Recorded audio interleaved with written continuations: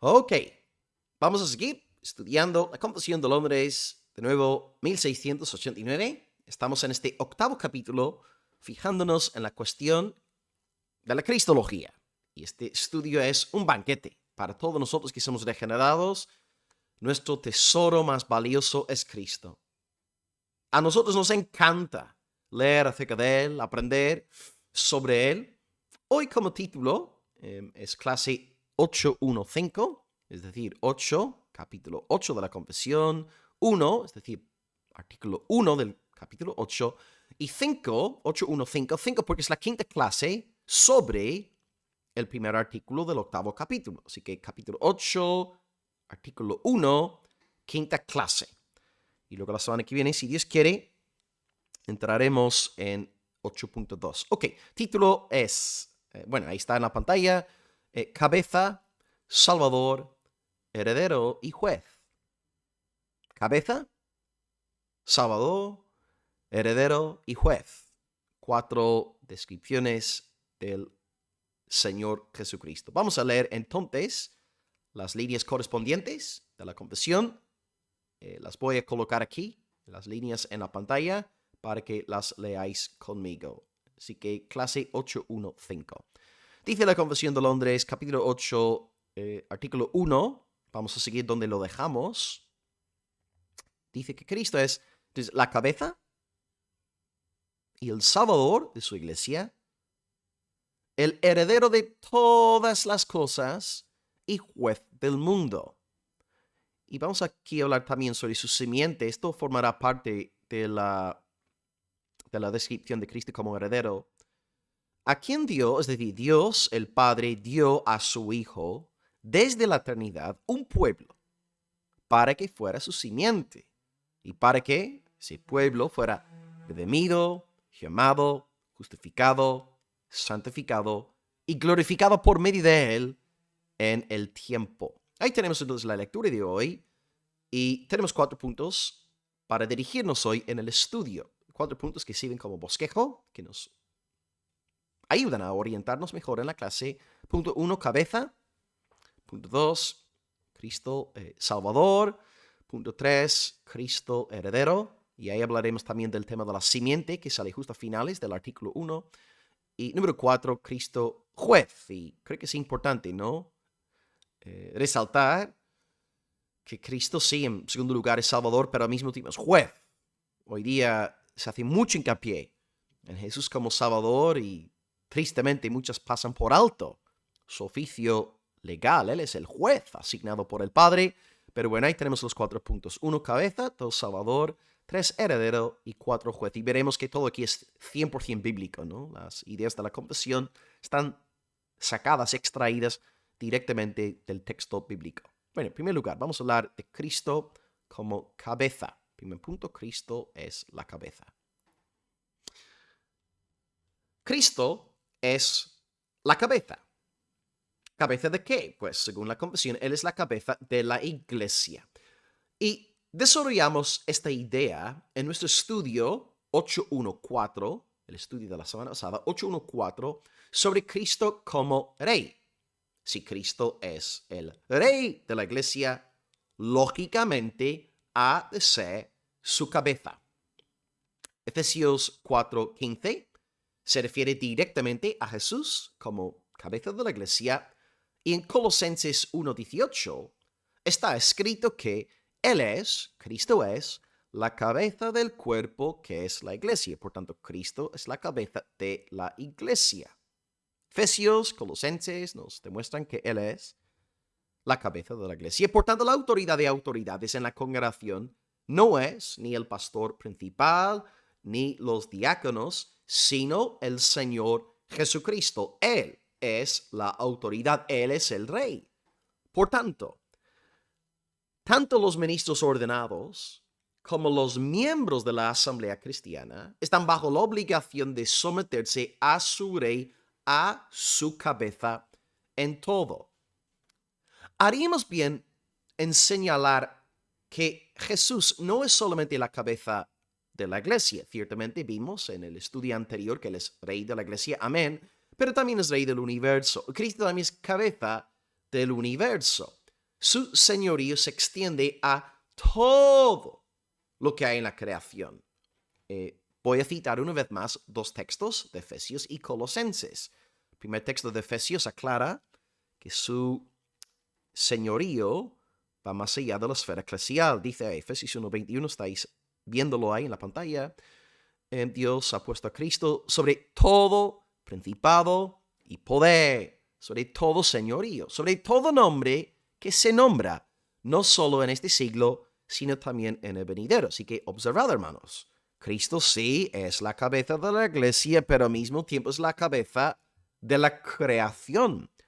Y un texto de Colosenses que repite esta idea, Colosenses 2, 9 al 10, y Efesios y Colosenses fueron redactadas al mismo tiempo.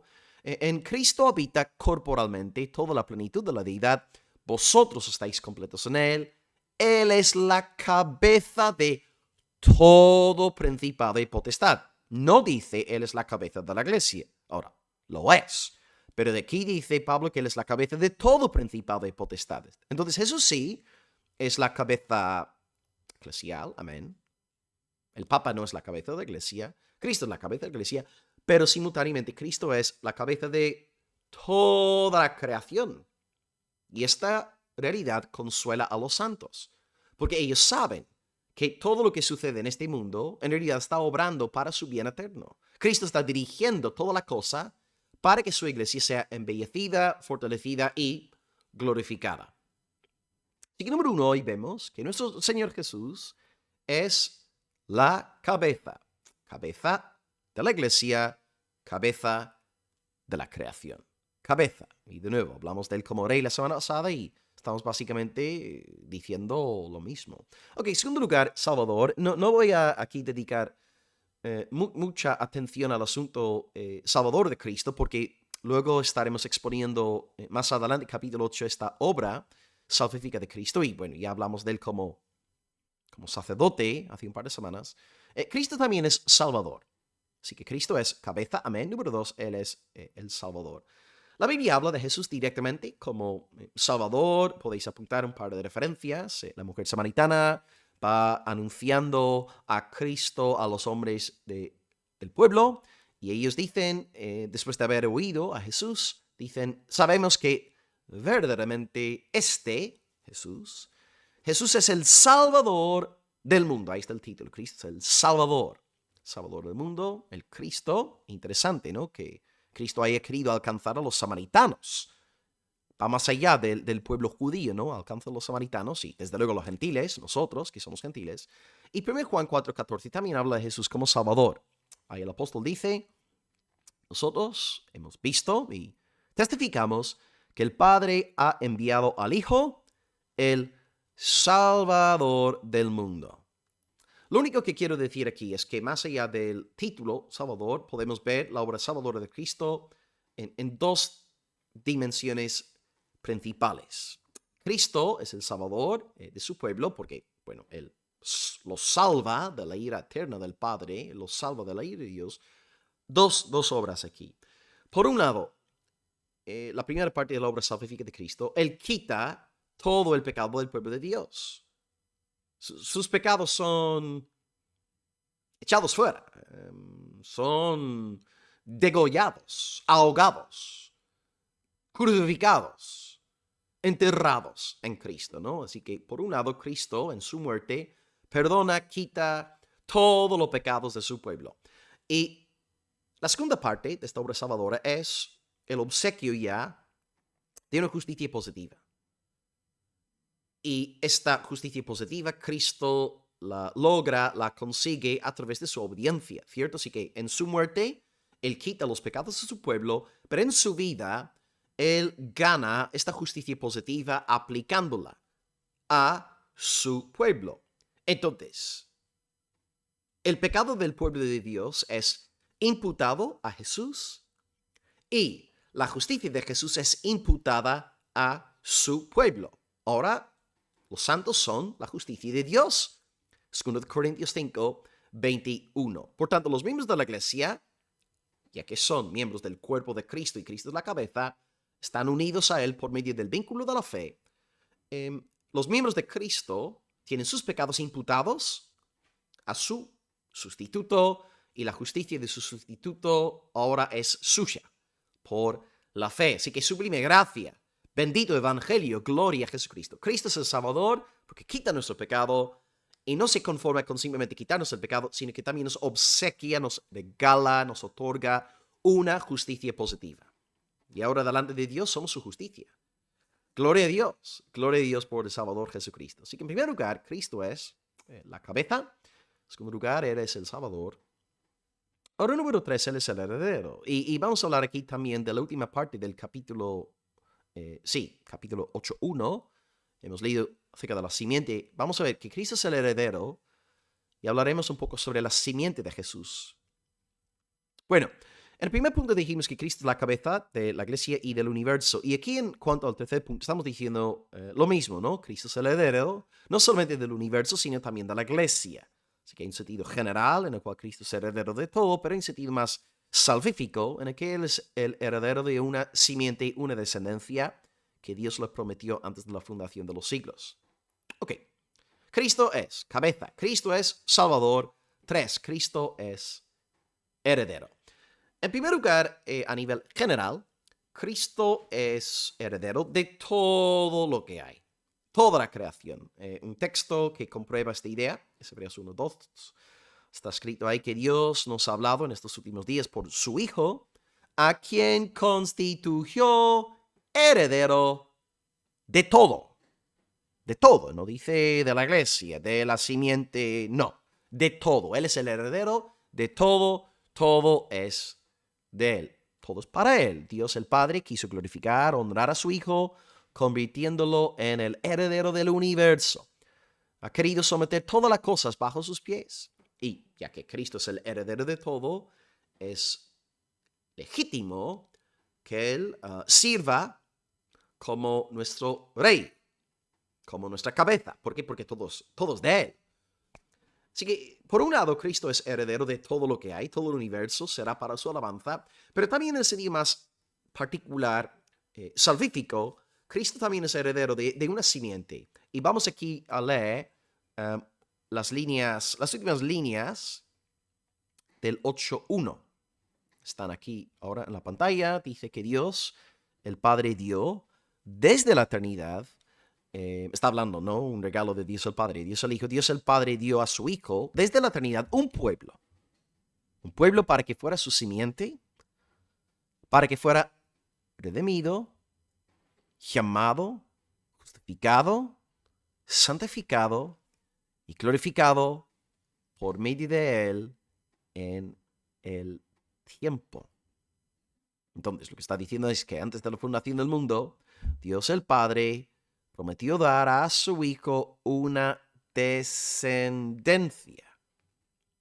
Está hablando ahí de su simiente. Y esta es la razón por la que podemos decir que Jesucristo también, en un sentido, es nuestro Padre espiritual. Somos hijos espirituales de Jesucristo. Hace un par de semanas una persona me atacó aquí en las redes diciéndome de que no debemos hablar de los cristianos como hijos de Jesucristo, pero vamos a ver, el Espíritu Santo dice que somos hijos de Jesucristo. Podemos citar ahí Hebreos 2:13, donde Jesús está hablando, y Jesús dice, he aquí, yo y los hijos que Dios me dio. Nosotros somos la simiente, somos la descendencia de Cristo. Por tanto, es legítimo, es correcto, bíblico hablar de Jesús como nuestro Padre espiritual. Claro, está Dios el Padre, pero Cristo también es nuestro Padre, ¿cierto? Somos su simiente, somos su descendencia. Y según la lectura de la confesión, más adelante en la confesión estaremos estudiando casi todos estos términos de forma más pausada, pero lo que vamos a hacer ahora es rápidamente 1, 2, 3, 4, 5 términos aquí claves que quisiera definiros. Redimido, llamado, justificado, santificado y glorificado. Así que el pueblo que Dios el Padre regaló a Jesús antes de la fundación del mundo, pues este pueblo es el pueblo redimido, llamado, justificado, santificado y glorificado. Vamos a seguir entonces en ese orden. En primer lugar, redimido. ¿Qué quiere decir redimido? Bueno, redimido es algo que ha sido comprado, rescatado liberado mediante el pago de un precio. Así que, repito, algo redimido, los santos son redimidos en el sentido de que fueron rescatados y liberados mediante el pago de un precio. Fueron librados de la ira de Dios. ¿Cuál fue el pago? Pues la muerte de Cristo. Podemos pensar en Marcos 10:45. Jesús dice, el Hijo del Hombre no vino para ser servido, sino para servir, para dar su vida en rescate por muchos. Cristo da su vida para redimir a muchos. Cristo nos compra en la cruz. Y ya que nos compra en la cruz, pues todas las bendiciones derivadas de su redención ahora pueden ser aplicadas a nuestras almas mediante la obra del Espíritu Santo de Dios. Así que este pueblo es el pueblo redimido porque es el pueblo rescatado, liberado mediante el pago de un precio. En segundo lugar, dice la confesión que somos llamados. Somos llamados. Así que si una vez más colocamos aquí el texto, ahí está, ¿no? El pueblo redimido, ahora llamado. Aquí está hablando del llamamiento eficaz. El llamamiento eficaz. De nuevo, vamos a estudiar esto más adelante, pero os coloco aquí la confesión de Londres, capítulo 10, artículo 1. Luego estaremos desglosando todo esto en unos meses. Dice, a quienes Dios ha predestinado para vida eterna, le agrada llamar eficazmente en su tiempo señalado y aceptable por medio de su palabra y su espíritu. Y ahora vamos a ver aquí 7 verbos en naranja que describen esta obra de llamamiento eficaz. ¿Ok? He puesto 7 verbos en naranja. Aquí están. Primer verbo, sacar. Sacándolos de ese estado de pecado y de muerte en que están por naturaleza, a la gracia y la salvación por medio de Cristo. Segundo verbo, iluminando sus mentes espiritual y salvíficamente para que entiendan las cosas de Dios.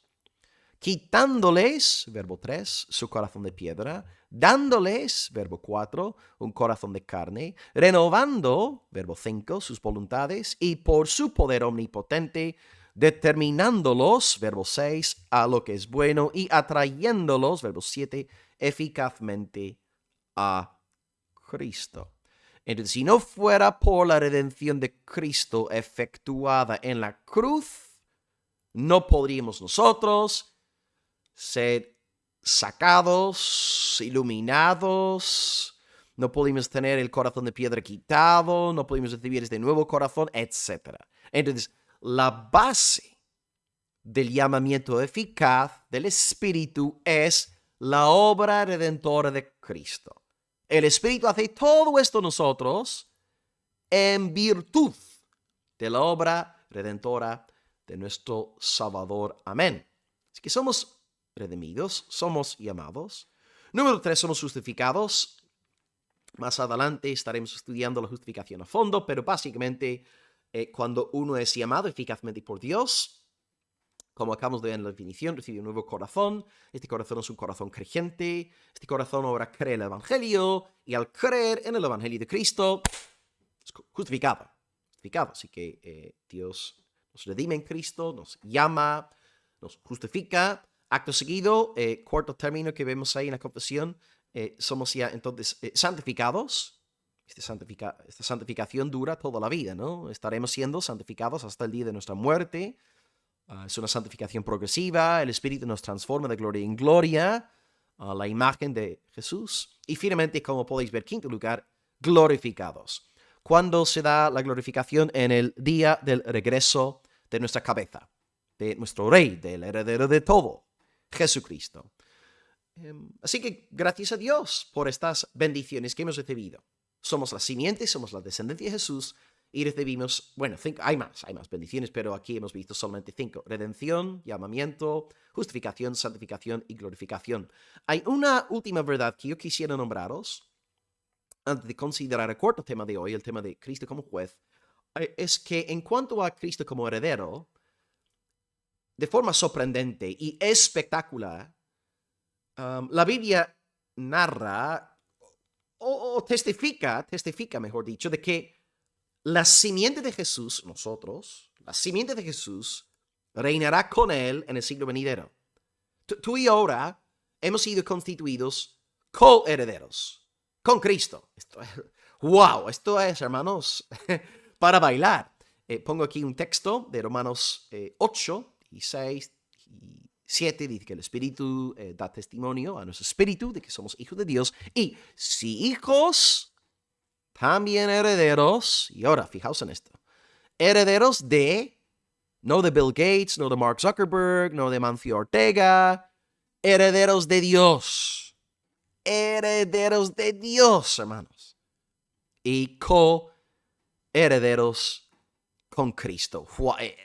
Es para pausar la grabación y tirar 3 horas meditando lo que acabamos de leer. Tú y yo somos herederos de Dios y coherederos con Cristo. Madre mía. Gálatas 4:7 expresa la misma idea diciendo, ya no eres esclavo, sino hijo, y si hijo, también heredero por medio de Cristo. Entonces, hermanos, Dios el Padre, en su gran generosidad, constituye a Dios el Hijo como heredero de todo, y Dios el Hijo, en su gran generosidad, constituye a su simiente, a sus descendientes, coherederos con Él por toda la eternidad. ¿Cómo no alabar a Dios por dicha bendición? Bienaventurado aquel pueblo cuyo Dios es el Señor. Gloria, gloria al heredero de todo, Jesucristo. Amén. Cristo es cabeza, Cristo es Salvador, Cristo es heredero. Y ahora, en cuarto lugar, Cristo es juez. Aleluya. Amén. Bueno, acabamos la sesión de hoy considerando este cuarto término, Cristo como jueces, ¿verdad? Que Él es el Salvador y nos da gran gozo confesar su oficio de Salvador. Pero bueno, también más allá de ser Salvador, es juez, es juez. Ahora, la buena noticia para el pueblo de Dios, para la simiente, para la descendencia de Cristo, la buena noticia es que su juez es su abogado. No pueden ser condenados, es imposible. El Señor Jesús no permitirá que su descendencia sufra la ira eterna de Dios, porque al fin y al cabo, ¿acaso no vino Cristo al mundo con el fin expreso de liberar y salvar a su pueblo de la condenación venidera? Desde luego que sí. Entonces, el cristiano puede vivir y morir en perfecta paz, entendiendo que es imposible que sea condenado. Es imposible. Y repito lo que dije antes en el estudio, cuando hablamos de Cristo como Salvador. ¿Cómo se escapa el creyente del juicio venidero, de la ira de Dios? Pues, por un lado, todo su pecado es quitado en la muerte de Jesús. Se escapa gracias a la muerte de Jesús. Y número 2, se escapa gracias a la imputación de la perfecta justicia de Cristo a su cuenta. La muerte y la vida de su Salvador le liberan. Él no tiene por qué temer. El juicio no será un juicio de condenación para el creyente. Será un día de gozo, de alegría, y se emitirá la sentencia de parte del trono, Cristo sentado en el trono, emitiendo su sentencia, y para los descendientes de Jesús, para su simiente, será un día alegre. Bueno, ¿qué va a pasar entonces con la humanidad en el día del juicio? Pues una de dos cosas. Todos serán condenados eternamente si no están en el segundo Adán, Jesucristo. ¿Okay? Fuera de Jesucristo no hay esperanza. Fuera de Jesucristo no hay salvación.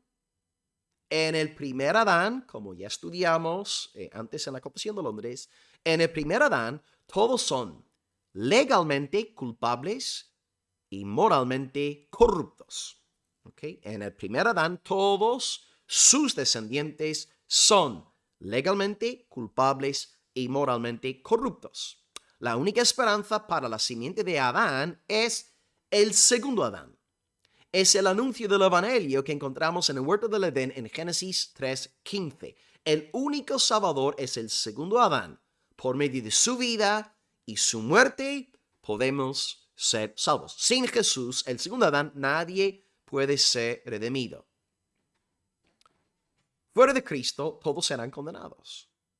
Y la Escritura aclara que en el día final, Dios el Padre ha querido glorificar y honrar a su Hijo, constituyéndolo juez de todo. Voy a poneros aquí una referencia que estudiamos en la iglesia, Palabra de Vida María, hace tiempo. Juan 5, 22, 23. El Padre a nadie juzga. Ahora, el Padre es santo y el Padre, no juzga directamente, pero sí celebra indirectamente, ¿cierto? El juicio de su Hijo. El Padre a nadie juzga, sino que todo juicio dio al Hijo. ¿Para qué? Para que todos honren al Hijo. Entonces la pregunta es, ¿por qué Dios el Padre constituye a Cristo juez de todo? Para que su Hijo sea glorificado, honrado, ensalzado. Dios siempre busca la gloria de su Hijo. También Pablo estaba predicando en Atenas a los paganos, diciéndoles de que también en Hechos 17:31, que Dios juzgará al mundo mediante el varón a quien designó. El varón, desde luego, es Jesucristo. Así que no es que Dios juzgue directamente, pero sí indirectamente a través de la función legal de su Hijo, ¿no? Su labor de juez. Bueno, en el día final, Cristo juzgará, Él emitirá su sentencia. Para algunos será un día de justificación, para otros será un día de condenación. En cuanto a las ovejas, en cuanto a la simiente, la descendencia de Jesús, ellos oirán las siguientes palabras. Venid, benditos de mi Padre, heredad el reino preparado para vosotros desde la fundación del mundo. Y una vez más, ¿no? Vimos ya en el capítulo 8:1 que Dios el Padre, desde antes de la fundación del mundo, tenía un pueblo preparado para su Hijo. Ahí está. Este reino, el Padre había preparado el reino antes de la fundación del mundo para ellos. Así que los descendientes de Jesús reciben gloria eterna. Las ovejas reciben bendición eterna. Aleluya. Será un día de gozo para el pueblo del Señor. Hasta el día de juicio va a ser un día de celebración. Pero ¿qué pasa con las cabras? Con aquellos que no son de Cristo. Bueno, ahí está escrito. Jesús les dirá como juez y el Padre respaldando cada sílaba pronunciada por su Hijo. Bueno, no sé si es sílaba o sílabo. Voy a comprobarlo aquí en internet. Pero ahí está la sentencia, ¿no?